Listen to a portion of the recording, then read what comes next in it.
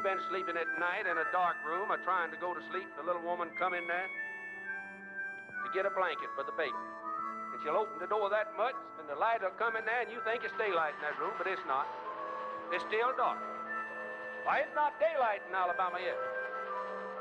Folsom is one of the most consistent advocates of biracial justice and economic reform that this state has ever produced.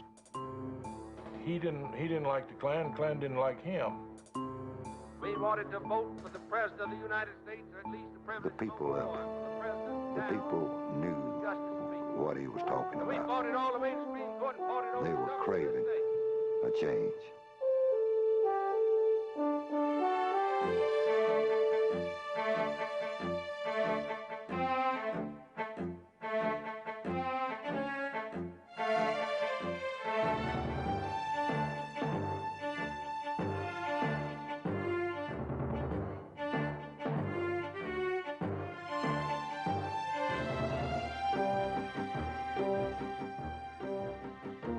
Folsom was a guy of gigantic promise and great excesses.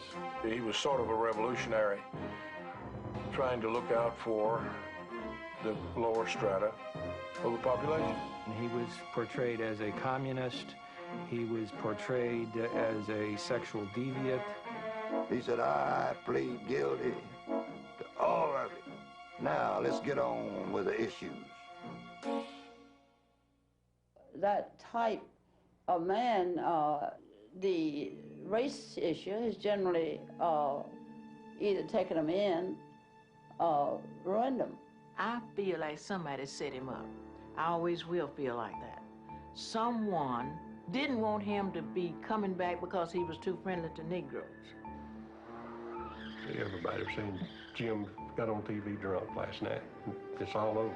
He said, they slipped me a Mickey. He kept saying they slipped me a Mickey. I've always believed it was the Wallace campaign. Always.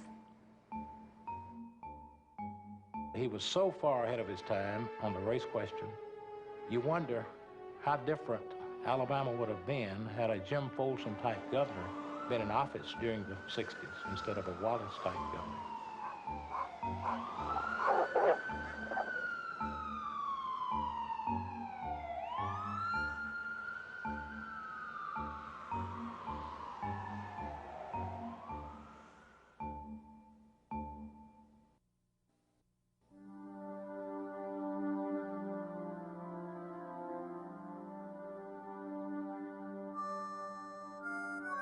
In the piney woods of Coffee County, Alabama, James Elisha Folsom was born in 1908.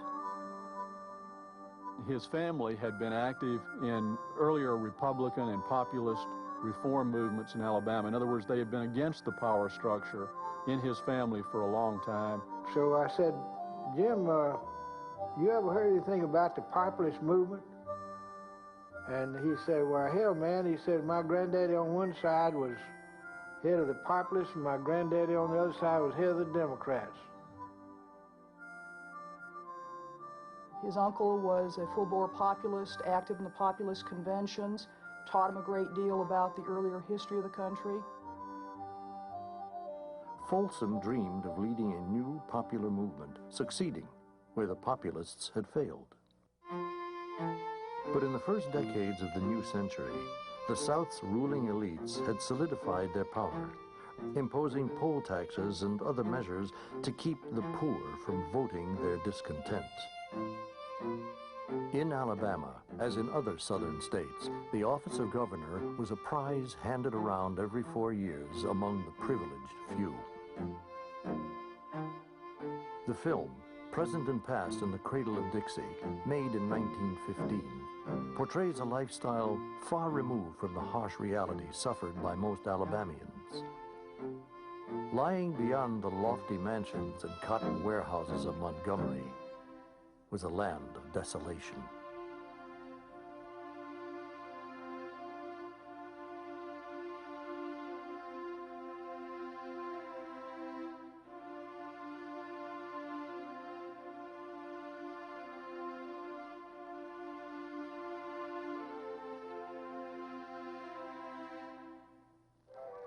Folsom In 1927, entered the University of Alabama, then dropped out of college when a disastrous flood struck his hometown of Elba. After helping his family recover, Folsom traveled cross-country doing odd jobs, working briefly as a barker in New York's Paramount Theater, then shoveling coal on merchant ships crossing the oceans.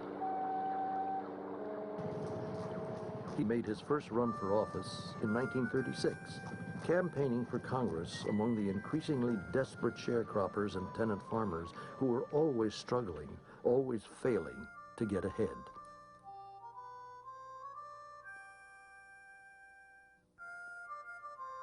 Couldn't get the stuff to the market. And they built roads at that time with slip scrapes and mules. They didn't have no machinery. They wanted the main roads out there, like 31. They had 31 north and south. And Highway 80 east and west. That was your two roads in the state of Alabama. We had to work day labor to get our food. We worked with the white people on the farm. And of course, we had no shoes. And we worked with a man that had a chicken farm. And on this chicken farm, we would work by the day. And he would give us 200-pound sacks a day where he fed the chickens out of. He would give us the sacks that emptied the feed. That's what we had to make our clothes. We made clothes, we made dresses, we made underclothes, we made shirts. Folsom lost his initial bid for public office, but the massive popularity of Franklin Roosevelt and the New Deal gave him hope for the future. Endorsing the politics of the New Deal, Folsom ran for Congress a second time in 1938. Again, he lost. He married and started a family, then moved from South to North Alabama, widening his political base. When he ran for governor in 1942, no one gave him a chance. Uneducated, an outsider to the establishment, he'd never won election to any public office. When he came in second, the newspapers called it a fluke. But Folsom sensed a current of discontent ready to burst into the open. His wife died in 1944, leaving him two small children to support. He sold insurance to make a living, walking the backcountry roads of the state, selling policies door to door, talking politics to everyone he met.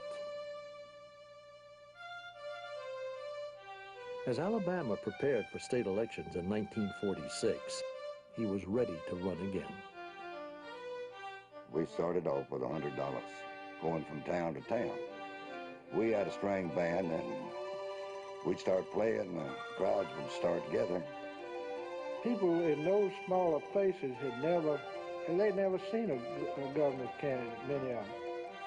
What Jim Folsom was doing was getting the politics out of the courthouse and putting it out in the country, telling them, educating them on politics of the state of Alabama and how the state of Alabama was being run and had been run for the last 100 years.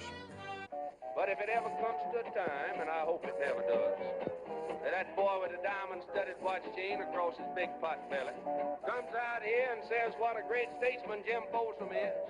If they ever do that, you'll know one thing. I've sold you out. I've quit you. I've sold you down the river and you put it in your pipe and smoke it. Folsom to me represents the hopes, the aspirations of the great Alabama majority who have been frustrated through the years, and lo and behold, out of nowhere in the 40s, in the middle 40s, comes this champion, one of their own kind, and expresses the things that they want. They want old age pensions and better pay for the school teachers and 9-month schools and free textbooks and paved roads. Rumors crisscrossed the state. Folsom's campaign was gathering steam. At each stop, Folsom passed his suds bucket holding up a corn shuck mop and announcing he would use the collected suds to clean out the Capitol. Many of his listeners were veterans, home from the war and ready for change.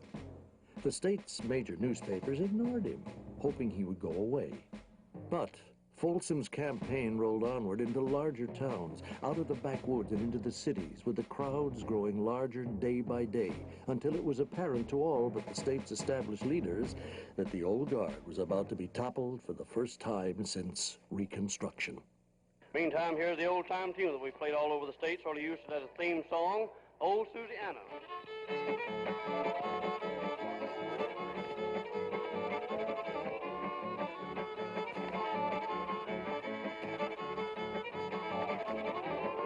Well, I come from Alabama with my banjo on my knee. I'm going to Louisiana, much love for the sea. It rained all night the day I left, the weather it was dry. Sun so hot I froze to death. Susanna, don't you cry, for it's old Susanna, don't you cry for me. I'm from Alabama with my banjo on my knee.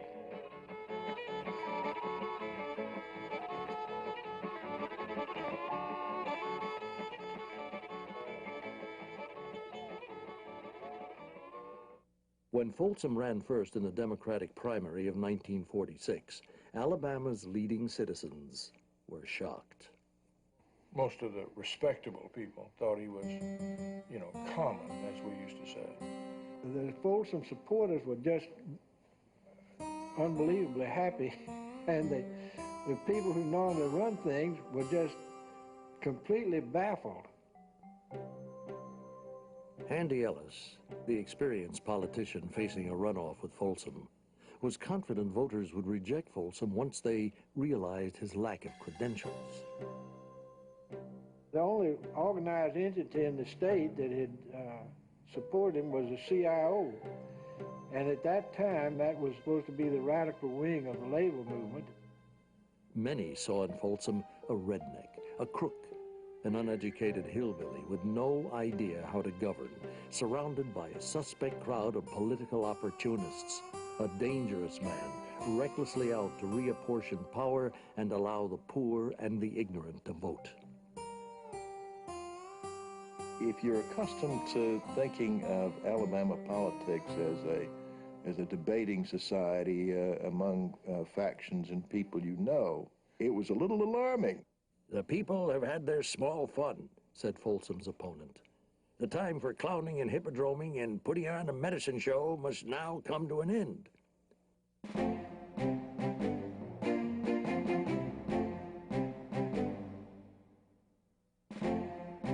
Never before did a governor bring to his office the youthful initiative, the color of interest, the welfare of the state, and the spirit of progress as was brought by himself. But alas, never did a governor meet with so much obstruction from the privileged class.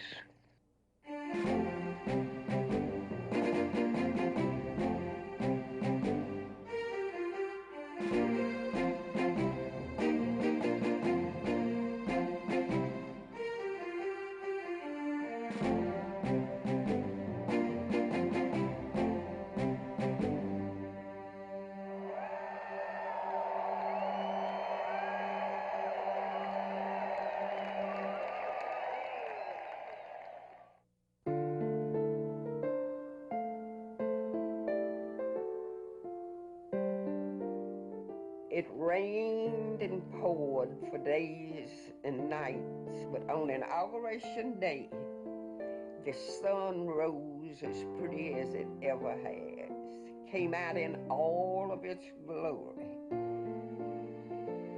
But lying in wait was a state legislature adamantly against him, its black belt majority clinging to power.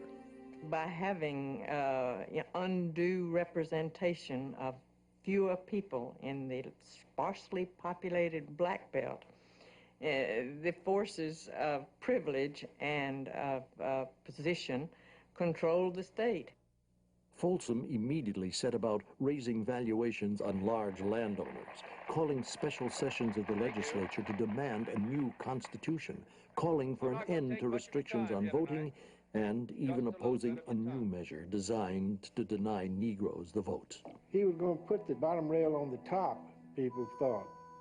There was a concerted effort to thwart him. When he entered the state legislature in 1947, his populist program under his arm, Folsom suffered one dramatic setback after another. A massive campaign began to discredit him, the newspapers following suit. The newspapers were opposed to Folsom because I suppose there's a kind of antique idea. I hold it to a certain extent. I like to be governed by people I know.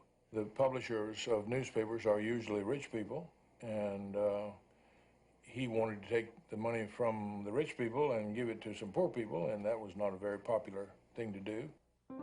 Expressions of outrage met Folsom's public behavior, his continued clowning, public drinking, and his boast of kissing every woman voter in Alabama. He was photographed, I think, in Life magazine one time in a bathtub drinking a beer, and that was a no-no in those days. It would still be for a governor to, I think, even today. You often ran into people who said, I saw your governor, I read about your governor. In Texas for an air show, Folsom told reporters he drank whiskey for breakfast, and the only thing he liked better than whiskey was beer. His term was only a few months old, and already there was talk of impeachment. They always try to make Jim Folsom out as a buffoon, you see, as a hillbilly, as an ignoramus, and they downgraded him every way in the world they could, because what Jim Folsom was wanting to do to link every county seat with a paved road and to give the old folks a pension was going to cost money. And the structure and power didn't want their taxes raised. Folsom saw his appointees to state office rejected, some excoriated as dangerous radicals and communists. Gould Beach, nominated for a state board but subjected to a smear campaign, would move from the state a short time later. Only 9 months after his inauguration, the legislature sought to strike a final blow against Folsom, presenting the state's voters with a constitutional amendment to allow legislative oversight of the governor's powers. When I went up there as governor, the big boys, they had no respect for your state government. No respect at all. If he owed $100,000 in taxes, he'd go up there and get some political influence and carry it along with him, and he'd dump that $100,000 worth of taxes right out the window. Stealing from you, and you was paying yours. He was stealing $100,000 worth of school buses from you that you see running up and down these highways. Teacher salaries. When you sent me up to Montgomery, you sent me up there and among a little clique that had handed down the power and reins of your state government from family to family since the days of slavery. And that bunch saw a threat to me coming up there. Now listen, we just got our foot in the door. And he would say, folks, my friends tell me they're out to lay a trap for old Big Jim. And they're going to bring in this real good-looking Las Vegas showgirl, and she's going to look like $1 million and smell mighty pretty and have all these curves and well-built. Well, folks, let me tell you something.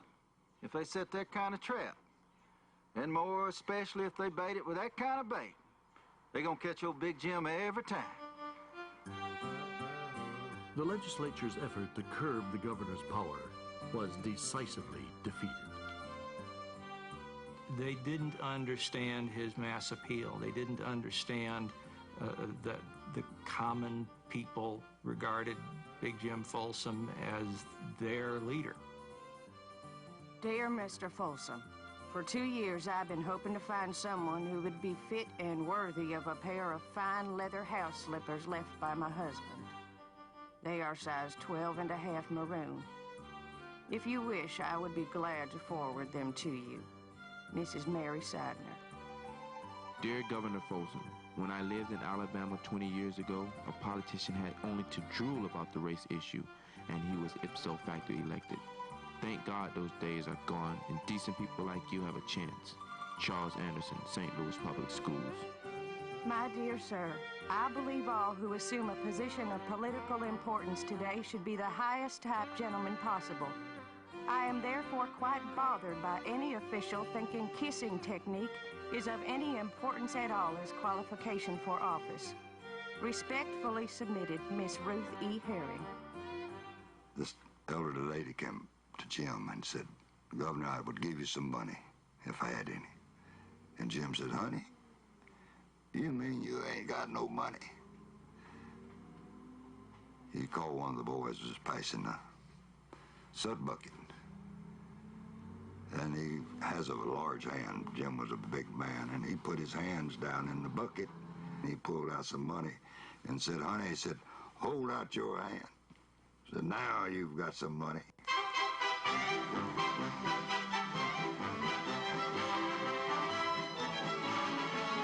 Public excitement greets the Alabama governor, who says he kissed 50,000 women voters. Barbizon studio models hail Kissin' Jim Folsom as the bachelor of the leap year.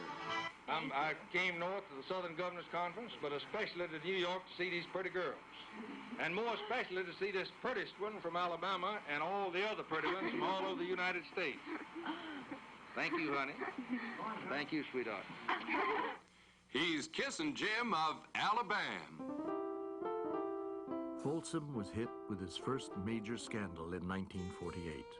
Named in a paternity suit by a woman he had courted after his wife's death 4 years earlier. As if to end his reputation as a womanizer, Folsom soon announced his marriage to Jamel Moore, almost 20 years his junior, having spotted her on the edge of a crowd in 1946.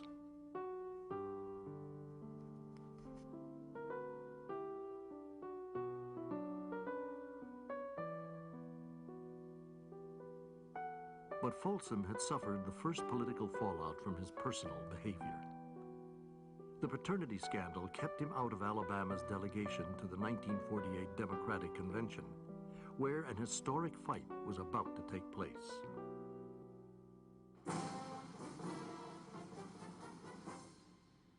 Over the protest of Southern delegations, the convention adopted a civil rights plank even stronger than the one President Harry Truman had proposed. Most of Alabama's delegation walked out. In Birmingham, the stars and bars of the Southern Confederacy. Birmingham was the scene of a rump convention of disaffected Democrats, given the name Dixiecrats by the press, nominating South Carolina Governor J. Strom Thurmond for president. We must prove to the nation that the South means business this year. Folsom believed that the Dixiecrats were the spawn of the devil. I mean, he saw them as representing the worst in Southern society, exciting these racial hatreds and racial fears. Big Jim Folsom was part of that small group of Southern politicians like Huey Long, who always saw race as a diversion from the real issues of politics, the real questions, and those were economic questions. Folsom denounced the Dixiecrats as race baiters, whose real goal was to stifle democracy and suppress the poor, both black and white. He began what some advisors perceived as a reckless campaign to unmask the Ku Klux Klan and replace voting registrars unwilling to register blacks. I asked Folsom at one point, I said, why are you different about the race issue from other politicians in the South? He said, well, Gould, I'll tell you, when I was 18 years old, I was in the Merchant Marine down in a ship's hold, shoveling coal, and they were all the races of mankind. And he says, I learned that a man was a man, that it didn't matter. In a statewide radio broadcast on Christmas Day, 1949, Folsom spoke out strongly for Negro political and economic rights, arguing that as long as blacks were held down, whites would be held down as well. But by 1950, the press's campaign against corruption in Folsom's camp had turned into full-scale war. His critics charging that public funds were being openly embezzled. Highway contracts doled out to Folsom's political cronies. Pardons and paroles sold to the highest bidder. Sale of alcoholic beverages controlled by payoffs and bribery. The same sort of corruption has existed in Montgomery for ages. What happens is that the small-town con men of Alabama are elected to the legislature, and they go to Montgomery and they look around for the money tree, and they shake it real good. He said, I stole. Yeah, I stole. I stole for you and you and you and you. Talking to the crowd out there. We were going to this school at night, and we got stuck in the mud. Came up, big rain, the cloud burst, and we were about an hour late. But the people were still there, and they were hanging out the windows and, so to speak, the rafters, and they were still waiting for us to get there. So Jim said, boys, y'all tune up. And he called me over to the microphone. He said, Roland, come over to the microphone. He said, hold up that foot. And he said, now, folks, there ain't gonna be no more mud on that foot the next time we come here.